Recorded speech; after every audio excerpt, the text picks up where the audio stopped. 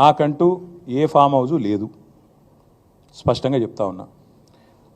నా మిత్రుడు ఒక ఆయనకి ఫామ్ హౌస్ ఉంటే నేను లీజ్ మీద తీసుకున్నమాట వాస్తవం. ఒక 7-8 ఏళ్ళ నుంచి లీజ్ మీద ఉన్నమాట వాస్తవం.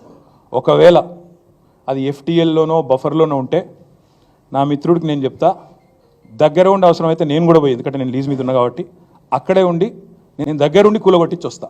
ఒకవేళ అందులో ఏమైనా తప్పు ఉంటే ఎఫ్టీఎల్లో బఫర్లో ఉంటే నేనే దగ్గరుండి కూలగొట్టించి వస్తా. సో దొంగ అంటే భుజాలు తడుముకున్నట్టు కేటీఆర్ కానీ ఫామ్ హౌస్ కోసం కేటీఆర్ ఇప్పటి ముఖ్యమంత్రి అప్పటి PCC president Jonnawada farm house కోతే డ్రోన్లు ఎగిరేసిరని కేసులు పెట్టి రిమాండ్ చేసిర్రు.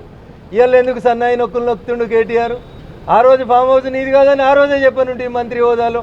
ఇప్పుడు దాన్ని వేరే వాళ్ళ పేరు మీదకి పేరు మార్చి ఫామ్ హౌస్ నాది కాదు అంటే దొంగలు కలిసి ఏదో చేసేటువంటి ప్రయత్నం తప్ప ఇంకొకటి కాదు. Hi everybody, this is Kiriti Damaraju.